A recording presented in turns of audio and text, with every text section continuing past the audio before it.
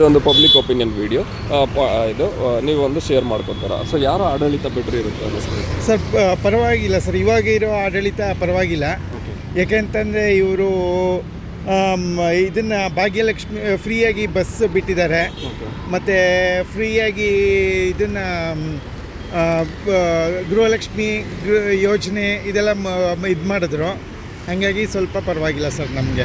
ಗೃಹಲಕ್ಷ್ಮಿಯಿಂದ ಏನೇನು ಸೌಲಭ್ಯಗಳಿದೆ ಸರ್? ನಮಗೆ ಅದೇ ಲೇಡೀಸ್ಗೆ ಒಂದು ತಿಂಗಳು 2000 ರೂಪೀಸ್ ಹಾಗೆ ಇದು ಬರುತ್ತೆ. ಆಮೇಲೆ ಎಲೆಕ್ಟ್ರಿಸಿಟಿ ಬಿಲ್ಲು ಸ್ವಲ್ಪ ಸೇವ್ ಆಗುತ್ತೆ ಸರ್. ಇದು ಮತ್ತು ಅದು ಬಿಟ್ಟರೆ ಇನ್ನೊಂದು ಅದೇ ನಮ್ಮ ಬಸ್ ಚಾರ್ಜ್ ಎಲ್ಲ ಫ್ರೀ ಇರುತ್ತೆ ಸರ್ ಲೇಡೀಸ್ಗೆ. ಸೊ ಹಾಗಾಗಿ ನಮಗೆ ಇದು ಈ ಸರ್ಕಾರ ಪರವಾಗಿಲ್ಲ ಅಂತ ಅನಿಸುತ್ತೆ. ಎಲ್ಲರೂ ಬಂದ್ಬಿಟ್ಟು ಈ ಸರ್ಕಾರ ಇರೋದ್ರಿಂದ ಎಲ್ಲ ಫ್ರೀ ಮಾಡಿಕೊಟ್ಟವ್ರೆ, ಇದರಿಂದ ಬಂದ್ಬಿಟ್ಟು ನಮಗೇನು ಉಪಯೋಗ ಇಲ್ಲ ಅನ್ನೋ ಥರ ಒಂದು ಹೇಳಿಕೆ ಇದೆ. ಯಾಕೆಂದರೆ ಎಲ್ಲರಿಗೂ ಫ್ರೀ ಮಾಡಿಕೊಟ್ಟವ್ರೆ, ಅದರಲ್ಲಿ ಒಂದು ಏಜ್ ಲಿಮಿಟ್ ಆದರೂ ಬ್ಯಾರಿಯರ್ ಇದ್ದಿದ್ರೆ ಸ್ವಲ್ಪ ಆದರೂ ಎಕನಾಮಿಕಲಿ ಬ್ಯಾಲೆನ್ಸ್ಡ್ ಆಗಿರ್ತಿತ್ತು ಅಂತ ಒಂದು ಹೇಳಿಕೆ ಇದೆ ಸರ್. ನಮಗೆ BJP ಬಂದರೂ ಪರವಾಗಿಲ್ಲ, ಕಾಂಗ್ರೆಸ್ ಬಂದರೂ ಪರವಾಗಿಲ್ಲ ಸರ್. ಇವಾಗ ಎಷ್ಟೊಂದು ಜನಕ್ಕೆ ಜಾಬ್ ಇಲ್ಲ, ಈಗ ಕೆಲಸಗಳಿಲ್ಲ. ಈಗ ಕೆಲಸಗಳನ್ನಾದರೂ ಮಾಡಿಕೊಡಿ, ಇಲ್ಲ ಈ ಥರನಾದ್ರೂ ಬಿಟ್ಕೊಡಿ. ಈಗ ಇವರೇನು ಮಾಡಿದ್ರು, ಲೇಡೀಸ್ಗೆ ಬಸ್ನ ಫ್ರೀ ಮಾಡಿದ್ರು, ಗೃಹಲಕ್ಷ್ಮಿ ಇದು ಮಾಡಿದ್ರು, ಮತ್ತು ಇದು ಎಂಥದ್ದು ಎಲೆಕ್ಟ್ರಿಸಿಟಿ ಬಿಲ್ ಫ್ರೀ ಮಾಡಿದ್ರು ಸರ್, ಅಲ್ವಾ? ಇಲ್ಲ ಇದನ್ನಾದ್ರು ಮಾಡಿ, ಈ ಥರನಾದ್ರು ಮಾಡಿ, ಕೆಲವು ಫ್ರೀ ಮಾಡಿಕೊಡಿ.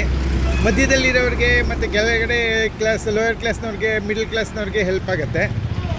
ಇಲ್ಲ ಅಂತಂದರೆ ಇನ್ನೂ ಜಾಸ್ತಿ ಜಾಬ್ ಕ್ರಿಯೇಟ್ ಮಾಡಬೇಕು ಸರ್. ಈಗ BJPನವರು ಇದನ್ನು ಇದಿಷ್ಟು ಇವು ಮೂರನ್ನು ತೆಗೆದುಬಿಟ್ಟು ಜಾಬ್ ಜಾಸ್ತಿ ಕ್ರಿಯೇಟ್ ಮಾಡಿದರೆ ನಮಗೇನೂ ತೊಂದರೆ ಇಲ್ಲ ಸರ್.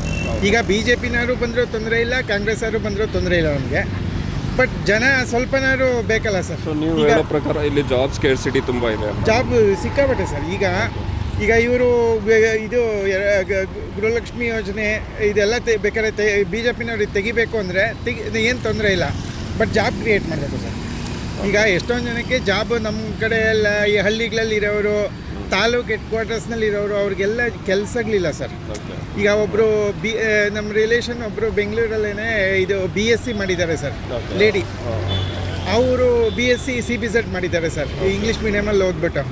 ಈಗ ಅವ್ರಿಗೆ ಒಂದು ಈಗ ಸೂಟಬಲ್ ಕೆಲಸ ಅನ್ನೋದು ಬೇಕಲ್ಲ ಸರ್. ಈಗ ಅಟ್ಲೀಸ್ಟ್ ಒಂದು ಟೈಪಿಸ್ಟ್ ಜಾಬು ಅಥವಾ ಅಟ್ಲೀಸ್ಟ್ ಒಂದು ಕ್ಲರಿಕಲ್ ಜಾಬ್ ಅಂತನಾದ್ರು ಇರುತ್ತಲ್ಲ ಸರ್, ಅದು ಮಾಡಬೇಕು. ಅದು BJPನವ್ರು ಮಾಡಿದ್ರು ನಾವು ಏನು ತೊಂದರೆ ಇಲ್ಲ, BJPಗೆ ಥ್ಯಾಂಕ್ಸ್ ಹೇಳ್ತೀವಿ. ಕಾಂಗ್ರೆಸ್ನವ್ರು ಇದನ್ನು ಮಾಡಿರೋದ್ರಿಂದ ಈ ಕಾಂಗ್ರೆಸ್ನವ್ರಿಗೆ ಥ್ಯಾಂಕ್ಸ್ ಹೇಳ್ತೀವಿ. ಒಟ್ಟಲ್ಲಿ ಇನ್ನೂ ತುಂಬ ಜನಕ್ಕೆ ಫೈನಾನ್ಷಿಯಲ್ ಫ್ರೀಡಮ್ ಇರಬೇಕು ಸರ್. ಹೌದು, ಈಗ ಫೈನಾನ್ಷಿಯಲ್ ಆಗಿ ಜನ ಇಲ್ಲಾಂದರೆ ಮುಂದೆ ಭಾಳ ಕಷ್ಟಪಡ್ತಾರೆ. ಹೌದು. Thank you sir.